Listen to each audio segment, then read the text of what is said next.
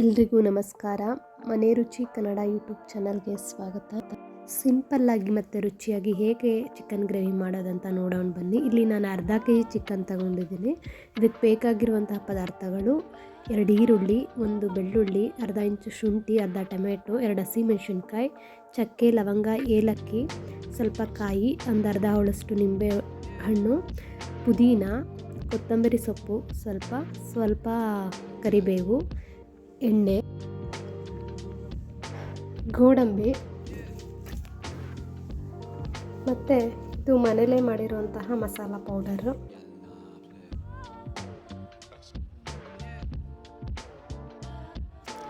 ಮತ್ತು ಗ್ಯಾಸ್ ಸ್ಟವ್ನ ಹಚ್ಕೊಂಡು ಒಂದು ಬಾಣಲಿ ಅಥವಾ ಪಾತ್ರೆನೂ ಮಾಡ್ಕೋಬೋದು. ಸ್ವಲ್ಪ ಎಣ್ಣೆ ಹಾಕ್ಕೊಂಡು ಕಟ್ ಮಾಡಿರುವಂತಹ ಪದಾರ್ಥಗಳನ್ನೆಲ್ಲ ಫ್ರೈ ಮಾಡ್ಕೋಬೇಕು. ಫ್ರೈ ಮಾಡ್ಕೊಂಡು ಮಾಡೋದ್ರಿಂದ ತುಂಬ ಟೇಸ್ಟಿಯಾಗಿರುತ್ತೆ ಚಿಕನ್ ಗ್ರೇವಿ. ಇಲ್ಲಿ ನಾವು ಕಡಿಮೆ ಪದಾರ್ಥಗಳನ್ನ ಬಳಸಿ ಇದು ಗ್ರೇವಿನ ಮಾಡ್ಬೋದು. ಎಲ್ಲ ಸ್ವಲ್ಪ ಫ್ರೈ ಆಗಬೇಕು. ಈರುಳ್ಳಿ, ಹಸಿಮೆಣಸಿನ್ಕಾಯಿ, ಶುಂಠಿ, ಬೆಳ್ಳುಳ್ಳಿ, ಟೊಮೆಟೊ, ಚಕ್ಕೆ, ಲವಂಗ, ಏಲಕ್ಕಿ ಮತ್ತು ಪುದೀನ ಸೊಪ್ಪನ್ನೆಲ್ಲ ಹಾಕಿ ಫ್ರೈ ಮಾಡ್ಕೋಬೇಕು. ಇದಾದ ನಂತರ ಇದು ಚೆನ್ನಾಗಿ ಆರಿದ್ಮೇಲೆ ತಣ್ಣಗಾದ್ಮೇಲೆ ಮಿಕ್ಸಿ ಜಾರ್ಗೆ ಹಾಕ್ಕೊಂಡು ರುಬ್ಕೋಬೇಕು. ಸ್ವಲ್ಪ ನೀರು ಸೇರಿಸ್ಕೊಂಡು ಇದಕ್ಕೆ 5ರಿಂದ 6 ಗೋಡಂಬಿನ ಸೇರಿಸ್ಕೊಂಡು ರುಬ್ಕೋಬೇಕು. ಗೋಡಂಬಿ ಹಾಕೋದ್ರಿಂದ ತುಂಬ ರುಚಿಯಾಗಿರುತ್ತೆ. ಮತ್ತು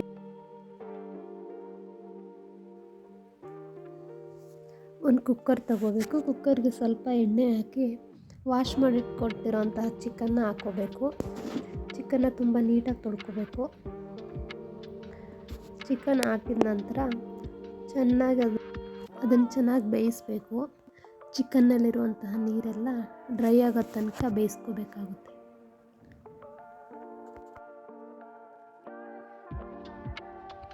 ಇಲ್ಲಿ ಚಿಕನ್ನಲ್ಲಿರುವಂಥ ನೀರೆಲ್ಲ ಡ್ರೈ ಆಗ್ತಾಯಿದೆ. ಇದಕ್ಕೆ ಸ್ವಲ್ಪ ರುಚಿ ಸೇರಿಸ್ಕೋಬೇಕು ಮತ್ತು ಸ್ವಲ್ಪ ಅರಿಶಿನ ಪುಡಿ, ಒಂದು ಅರ್ಧ ಸ್ಪೂನಷ್ಟು ಅರಿಶಿನ ಪುಡಿಯನ್ನು ಸೇರಿಸ್ಕೋಬೇಕು. ಇದನ್ನು ಚೆನ್ನಾಗಿ ಮಿಕ್ಸ್ ಮಾಡ್ಕೋಬೇಕು. ಆಗ ರುಬ್ಬಿರುವಂತಹ ಮಸಾಲೆ ಮತ್ತು ಖಾರನ ಹಾಕ್ಕೋಬೇಕಾಗುತ್ತೆ. ಇದನ್ನೆಲ್ಲ ಹಾಕಿ ಚೆನ್ನಾಗಿ ಮಿಕ್ಸ್ ಮಾಡಬೇಕು. ಇದಕ್ಕೆ ಸ್ವಲ್ಪ ಕೊತ್ತಂಬರಿ ಸೊಪ್ಪು ಮತ್ತು ಕರಿಬೇವನ್ನ ಸೇರಿಸ್ಕೋಬೇಕಾಗುತ್ತೆ.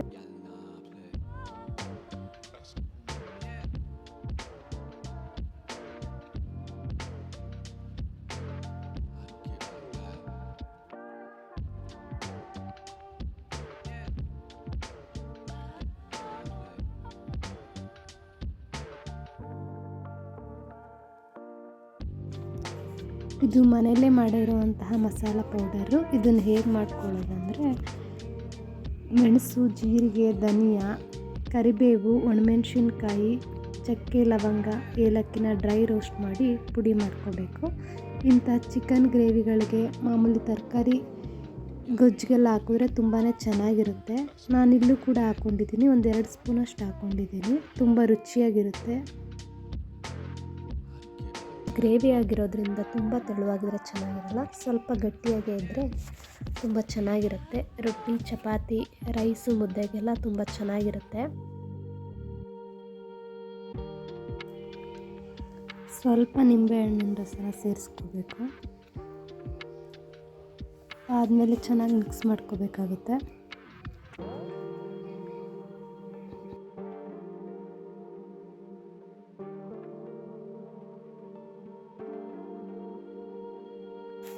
ಈ ರೀತಿ ಚೆನ್ನಾಗಿ ಮಿಕ್ಸ್ ಮಾಡಿದ್ಮೇಲೆ ಬೇಕಂದರೆ ಸ್ವಲ್ಪ ನೀವು ಉಪ್ಪು ಖಾರನ ಆ್ಯಡ್ ಮಾಡ್ಕೋಬೋದು. ರುಚಿ ನೋಡಿ ನಿಮ್ಮ ರುಚಿಗೆ ತಕ್ಕಂಗೆ ಉಪ್ಪು ಖಾರನ ಸೇರಿಸ್ಕೋಬೋದು. ಈ ಹಂತದಲ್ಲಿ ಈಗ ಆಲ್ಮೋಸ್ಟ್ ಚಿಕನ್ ಬೆಂದಿದೆ.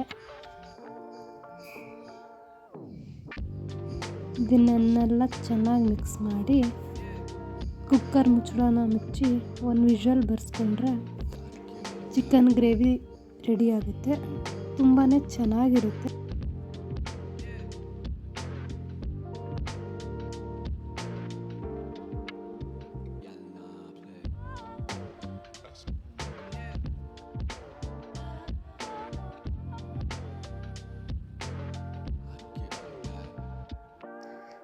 ಚಿಕನ್ ಗ್ರೇವಿ ಇವಾಗ ರೆಡಿ ಆಗಿದೆ. ತುಂಬ ಸಿಂಪಲ್ಲಾಗಿ ಇದನ್ನ ಮಾಡ್ಕೋಬೋದು. ತುಂಬ ಟೇಸ್ಟಾಗಿ ಕೂಡ ಇರುತ್ತೆ. ರೊಟ್ಟಿ, ಚಪಾತಿ, ಅನ್ನ, ಮುದ್ದೆಗೆಲ್ಲ ತಿನ್ಬೋದು. ತುಂಬ ಚೆನ್ನಾಗಿರುತ್ತೆ. ವಿಡಿಯೋ ಇಷ್ಟ ಆದಲ್ಲಿ ಪ್ಲೀಸ್ ಲೈಕ್ ಮಾಡಿ, ಕಮೆಂಟ್ ಮಾಡಿ, ಶೇರ್ ಮಾಡಿ. ಪ್ಲೀಸ್ ನನ್ನ ಚಾನಲನ್ನು ಸಬ್ಸ್ಕ್ರೈಬ್ ಮಾಡ್ಕೊಂಡು ನೋಡಿ. Thanks for watching.